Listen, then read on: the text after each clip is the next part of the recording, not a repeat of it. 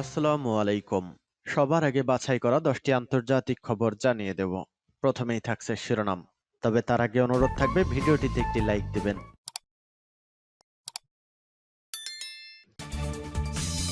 সংবাদের শুরুতেই জানিয়ে দিব সংবাদ শিরোনাম। বন্ধু থেকে শত্রু, তুরস্ক ইসরায়েল উত্তেজনা তুঙ্গে। এরপর জানিয়ে দিব ট্রাম্পকেই ক্ষমতাচ্যুত করার হুঁশিয়ারি দিলেন খামেনি। তারপর জানিয়ে দিব ইউক্রেনের শব্দের চায় দ্রুতগতির ওরেশনিক ক্ষেপণাস্ত্র ছুড়ল রাশিয়া। আরও জানিয়ে দেব মিশরীয় যুদ্ধজাহাজে গুলি ছুড়ল ইসরায়েলি নৌবাহিনী। এবং সর্বশেষ জানিয়ে দিব ইরানের মানুষ এখন আগের চেয়ে অনেক বেশি মরিয়া। বন্ধু থেকে শত্রু, তুরস্ক ইসরায়েল উত্তেজনা তুঙ্গে।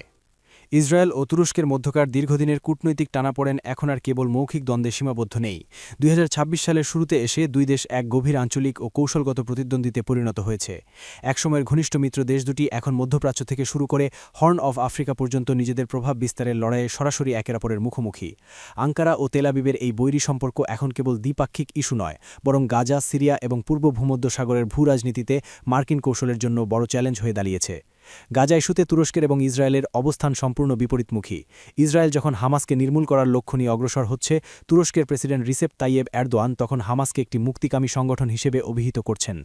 গাজার ভবিষ্যৎ শাসন ব্যবস্থায় তুরস্ক হামাসের রাজনৈতিক উইংয়ের অংশগ্রহণ নিশ্চিত করতে চায়, যা ইসরায়েলের জন্য একটি স্পষ্ট রেড লাইন। ২০২৬ সালের জানুয়ারিতে তুরস্ক আঙ্কারায় ফিলিস্তিনি শরণার্থীদের জন্য কাজ করা সংস্থা UNRWAW এর একটি লিয়াজো অফিস স্থাপন করলে পরিস্থিতির আরও অবনতি ঘটে। ইসরায়েল আগেই সংস্থাটিকে নিষিদ্ধ করেছিল। সিরিয়ার রণক্ষেত্রেও দুই দেশের স্বার্থের সংঘাত প্রবল।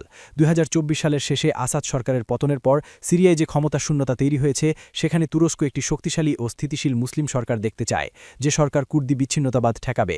অন্যদিকে ইসরায়েল চায় একটি দুর্বল ও বিকেন্দ্রীভূত সিরিয়া, যেন সেখান থেকে ইরানের প্রভাব চিরতরে মুছে ফেলা যায়। বর্তমানে দুই দেশই সিরিয়ার অভ্যন্তরে ড্রোন হামলা বা প্রক্সি বাহিনীর মাধ্যমে নিজেদের নিয়ন্ত্রণ বজায় রাখার চেষ্টা করছে। এই পরিস্থিতি যে কোনো সময় বড় ধরনের সামরিক সংঘাতের জন্ম দিতে পারে। এদিকে লোহিত সাগর ও হর্ন অব আফ্রিকা অঞ্চলে নতুন করে উত্তেজনা ছড়িয়েছে ইসরায়েল কর্তৃক সোমালিল্যান্ডের স্বাধীনতাকে স্বীকৃতি দেওয়ার মাধ্যমে। ২০২৫ সালের ডিসেম্বরে নেওয়া ইসরায়েলের এই পদক্ষেপকে সোমালিয়ার সার্বভৌমত্বের উপর আঘাত হিসেবে দেখছে তুরস্ক।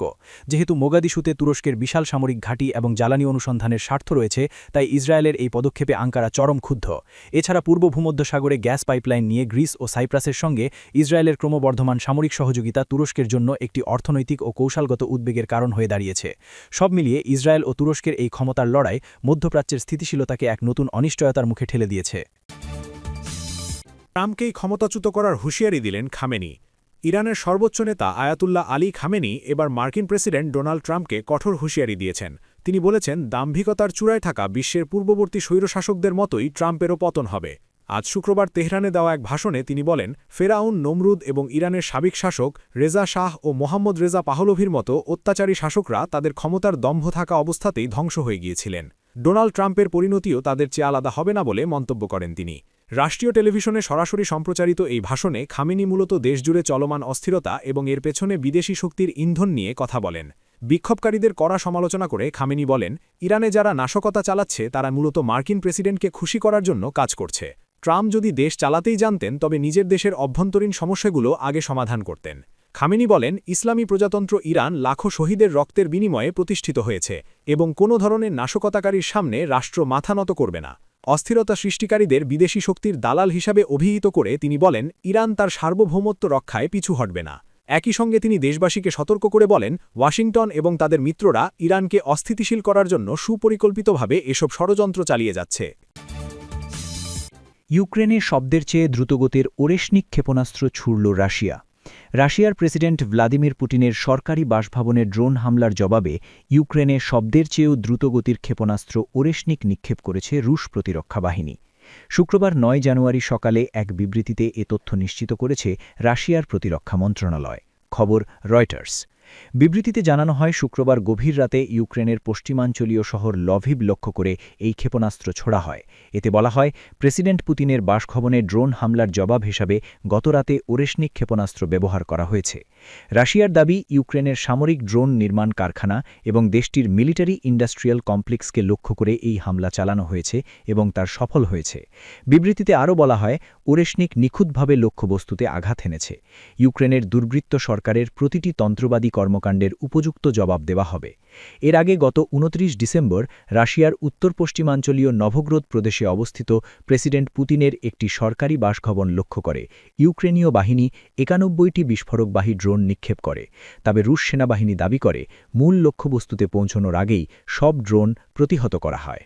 এদিকে লভিভের মেয়র আন্দ্রিয়ে সাদোভয় এক বিবৃতিতে জানিয়েছেন, শহরের একটি কঠিন কাঠামো রুশ হামলায় ক্ষতিগ্রস্ত হয়েছে, তবে ক্ষয়ক্ষতির বিস্তারিত তিনি জানাননি। রাশিয়ার নতুন প্রজন্মের আলোচিত ক্ষেপণাস্ত্র ওরেশনিক নামটি রুশ ভাষায় হ্যাজেল গাছ বোঝায়। মাঝারি আকারের ঝোপালো এই গাছের গঠন ও বিস্ফোরণের ধরন ক্ষেপণাস্ত্রটির সঙ্গে সাদৃশ্যপূর্ণ হওয়ায় এমন নামকরণ করা হয়েছে বলে দাবি করা হয়। মাঝারি পাল্লার ব্যালিস্টিক ক্ষেপণাস্ত্র ওরেশনিক সর্বোচ্চ ৫,০০০ কিলোমিটার দূরের লক্ষ্যবস্তুতে আঘাত হানতে সক্ষম। যদিও এটি আন্তঃমহাদেশীয় ক্ষেপণাস্ত্র নয়, তবে এর সবচেয়ে বড় শক্তি হল গতি। শব্দের গতি যেখানে প্রতি সেকেন্ডে প্রায় ৩৩১ মিটার, সেখানে ওরেশনিকের গতি শব্দের চেয়ে ১১ গুণ বেশি বলে দাবি করছে রাশিয়া।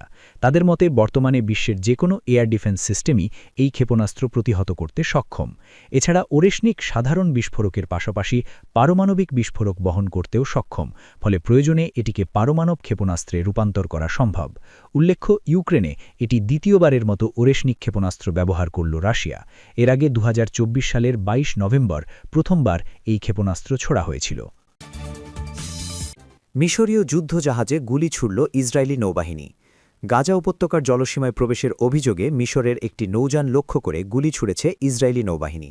বৃহস্পতিবার সন্ধ্যায় হিব্রু ভাষার গণমাধ্যম চ্যানেল ১৩ এই তথ্য জানিয়েছে। প্রতিবেদন অনুযায়ী মিশরীয় যুদ্ধজাহাজটি গাজার এমন জলসীমায় প্রবেশ করেছিল যাকে ইসরায়েল নিষিদ্ধ এলাকা হিসেবে বিবেচনা করে। ঘটনার পরপরই ইসরায়েলি নৌবাহিনী জাহাজটিকে লক্ষ্য করে সতর্কমূলক গুলি চালায়। চ্যানেল ১৩ আরও জানিয়েছে, জাহাজটি সিনাই উপদ্বীপ থেকে রওনা হয়ে ইসরায়েলি নৌ অবরোধের আওতাভুক্ত এলাকায় প্রবেশ করে। ইসরায়েলি রাডারে জাহাজটির গতিবিধি শনাক্ত হওয়ার পরপরই আশদদ নৌঘাঁটি থেকে ইসরায়েলি যুদ্ধজাহাজ মোতায়েন করা হয়। ইসরায়েলি সেনারা প্রথমে জাহাজটিকে মিশরে ফিরে যাওয়ার নির্দেশ দিলেও সেটি গাজার দিকে অগ্রসর হতে থাকে। এক পর্যায়ে ইসরায়েলি জাহাজগুলো থেকে সতর্কমূলক গুলি করা হলে মিশরীয় নৌযানটি দিক পরিবর্তন করে এবং নিজ দেশের জলসীমায় ফিরে যায়। ইসরায়েলি সামরিক বাহিনীর সূত্রের বরাত দিয়ে প্রতিবেদনে দাবি করা হয়েছে, এই অনাকাঙ্ক্ষিত পরিস্থিতির জন্য মিশর দায় স্বীকার করেছে। ইসরায়েলি নৌ অবরোধ লঙ্ঘনের জেরে উদ্ভূত এই উত্তেজনাপূর্ণ ঘটনার পর সমুদ্র সীমায় নজরদারি আরও জোরদার করা হয়েছে। ইরানের মানুষ এখন আগের চেয়ে অনেক বেশি মরিয়া। ইরান জুড়ে বিক্ষোভের আগুন এখন শত শত শহর ও জনপদে ছড়িয়ে পড়েছে। পশ্চিমা গণমাধ্যমের খবরে বলা হয়েছে, রাজধানী তেহরান সহ দেশের প্রধান প্রধান শহরগুলোতে লাখ লাখ মানুষ রাস্তায় নেমেছে। সমাজের সব স্তরের মানুষ, তরুণ থেকে বৃদ্ধ, ধনী থেকে দরিদ্র, সকলেই এখন বর্তমান শাসনের বিরুদ্ধে তাদের ক্ষোভ উগরে দিচ্ছে। তেহরানের এক তরুণী বিবিসিকে জানিয়েছেন, তার স্বপ্নগুলো চুরি হয়ে গেছে এবং তিনি চান শাসকরা জানুক যে তাদের মুখে আঘাত করার মতো সাহস এখনও ইরানিদের আছে। মূলত অর্থনৈতিক দুর্দশা এবং রাজনৈতিক স্বাধীনতার অভাব থেকেই এই গণ অসন্তোষের সূত্রপাত। গত ডিসেম্বরের শেষের দিকে তেহরানের ঐতিহাসিক গ্র্যান্ড বাজারের ব্যবসায়ীদের ধর্মঘটকে কেন্দ্র করে এই সংকটে শুরু হয়। ইরানি মুদ্রার চরম দরপতন এবং দ্রব্যমূল্যের ঊর্ধ্বগতি সাধারণ মানুষকে জীবনকে দুর্বিষহ করে তুলেছে। বাজারের বিক্ষোভ দ্রুতই বিশ্ববিদ্যালয়ের শিক্ষার্থীদের মধ্যে ছড়িয়ে পড়েছে, যা দমনে কর্তৃপক্ষ শীতের অজুহাতে শিক্ষা প্রতিষ্ঠান বন্ধ করে দিলেও বিক্ষোভ থামানো যায়নি। এবারের আন্দোলনে স্বৈরাচারের মৃত্যু চাই এবং আজাদি স্লোগানের পাশাপাশি একটি নতুন প্রবণতা লক্ষ্য করা যাচ্ছে। রাজতন্ত্রের সমর্থকরা নির্বাসিত যুবরাজ রেজা পাহলভির প্রত্যাবর্তনের দাবিতে সোচ্চার হয়ে উঠেছেন। অনেক বিক্ষোভকারী মনে করছেন, বর্তমান শাসনের হাত থেকে মুক্তি পেতে ঐক্যবদ্ধ হওয়ার কোনো বিকল্প নেই। সরকার ইন্টারনেটের ওপর কঠোর বিধিনিষেধ আরোপ করায় দেশের ভেতরকার প্রকৃত চিত্র পাওয়া কঠিন হয়ে পড়েছে। তবে সামাজিক যোগাযোগ মাধ্যমে ছড়িয়ে পড়া ভিডিওগুলোতে বিশাল জনসমাবেশের দৃশ্য স্পষ্ট। বিশেষ করে পশ্চিম ইরানের শহরগুলোতে নিরাপত্তা বাহিনীর সাথে সাধারণ মানুষের সংঘর্ষের খবর পাওয়া যাচ্ছে। এমনকি শাসন ব্যবস্থার সাথে যুক্ত প্রভাবশালী পরিবারের সন্তানরাও এখন গোপনে রাজপথের বিক্ষোভে যোগ দিচ্ছেন বলে জানা গেছে। ২০২২ সালের মাহাসা আমিনির মৃত্যুর পরবর্তী আন্দোলনের তুলনায় এবারের বিক্ষোভে মানুষের মধ্যে শোকের চেয়ে রাগ এবং সংকল্প অনেক বেশি ফুটে উঠছে। যদিও ইরানের শাসক গোষ্ঠী দাবি করছে, এই পুরো আন্দোলনই বিদেশি ষড়যন্ত্র। তারা এজন্য আমেরিকা ও ইসরায়েলকে দায়ী করছে। সেই সাথে সব ষড়যন্ত্র কঠোরভাবে মোকাবেলা করার ঘোষণা দিয়েছে তেহরান।